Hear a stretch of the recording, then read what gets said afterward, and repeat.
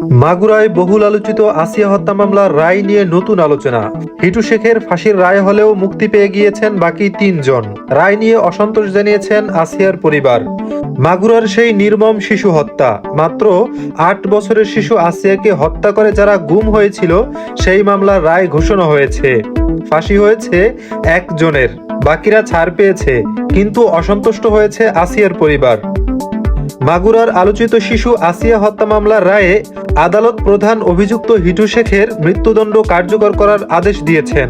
তবে মামলার অপর ৩ আসামি নুরুন্নাহার, শরীফ ও জান্নাতুলের প্রমাণের অভাবে বেকসুর খালাস প্রদান করেছেন। রায়ের পর গণমাধ্যমকে আসিয়ার মা বলেন, আমার বাচ্চাকে যারা মেরে ফেললো তারা সবাই তো ছিল একই ঘটনার সঙ্গে জড়িত, শুধু একজনের শাস্তি দিয়ে কি বিচার হলো?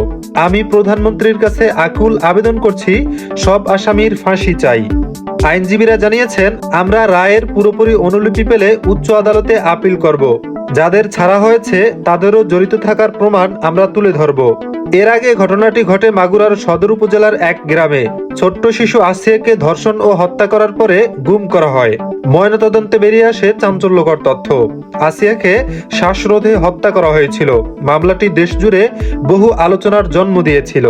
রায়ের পর সামাজিক যোগাযোগ মাধ্যমে অনেকেই ক্ষোভ প্রকাশ করে লিখেছেন, একটি শিশু হত্যায় এত নির্মমতা, অথচ ৩ জন খালাস, এটা কিভাবে সঠিক বিচার হতে পারে?